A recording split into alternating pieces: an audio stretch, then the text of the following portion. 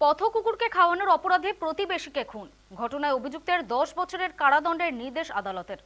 হাওড়া আদালতের ইতিহাসে এই রায় বলছে ওয়াকিবহল মহল। শুক্রবার হাওড়ার দ্বিতীয় অতিরিক্ত জেলা ও দায়রা আদালতের বিচারক সোমেশ প্রসাদ সিনহা এক পশু প্রেমীকে নৃশংসভাবে হত্যার দায়ে অভিযুক্ত শম্ভু বাগকে 10 বছরের জেল ও 50,000 টাকা জরিমানার নির্দেশ দেয়। জরিমানা অনাদায়ে আরও 6 মাসের কারাদণ্ড ভোগ করতে হবে তাকে। জানা গিয়েছে 2014 সালের 25শে জুন হাওড়া বি গার্ডেন থানার দক্ষিণ বাকসারার ঠাকুরপুকুর এলাকার বাসিন্দা বানেশ্বর সাউ প্রতিদিনের মতোই পথ কুকুরদের খাবার দিচ্ছিলেন। সেই সময় প্রতিবেশী শম্ভু বাগ তাকে উদ্দেশ্য করে অকথ্য ভাষায় গালিগালাজ শুরু করেন। বানেশ্বর সাউ প্রতিবাদ করলে শম্ভু পিছন থেকে একটি কাঠের বাটাম জাতীয় বস্তু দিয়ে তার মাথায় সজোরে আঘাত করে। ঘটনাস্থলেই মাটিতে লুটিয়ে পড়েন বানেশ্বর সাউ। তড়িঘড়ি তাকে হাওড়া জেলা হাসপাতালে নিয়ে গেলে চিকিৎসকেরা তাকে মৃত বলে ঘোষণা করে। এই ঘটনার পরিপ্রেক্ষিতে শুরু হয় মামলা প্রক্রিয়া। মামলায় মোট 15 জন সাক্ষ্য দেন।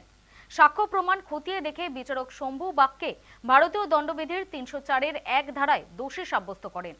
রায়ের পর আদালত চত্বরে খুশির হাওয়া পশুপ্রেমী মহলে।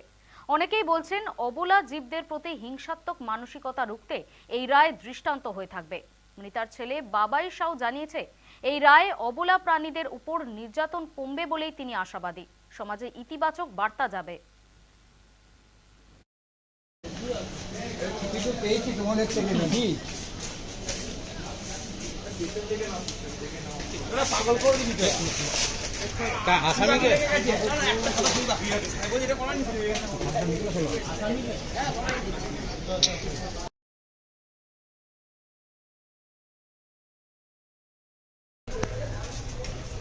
লাইটটা নিবা 11 বছর প্রায় আমাদের মেন যে গভর্নমেন্ট চিঠি ছিল, গভর্নমেন্ট চিঠির ওপর আমাদের একটা আস্থা ছিল যে উনি একটা কিছু করবে, যেটা সাধারণ মানুষরা গভর্নমেন্ট চিঠির ওপর আস্থা রাখতে পারে না।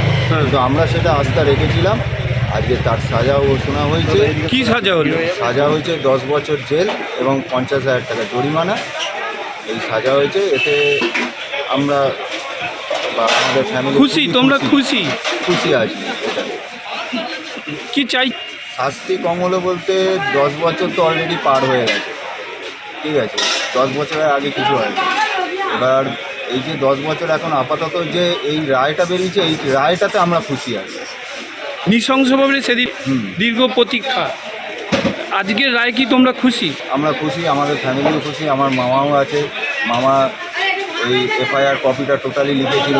সোমেশ প্রসাদ সিনহা উনি আজকে রায় ঘোষণা করলেন।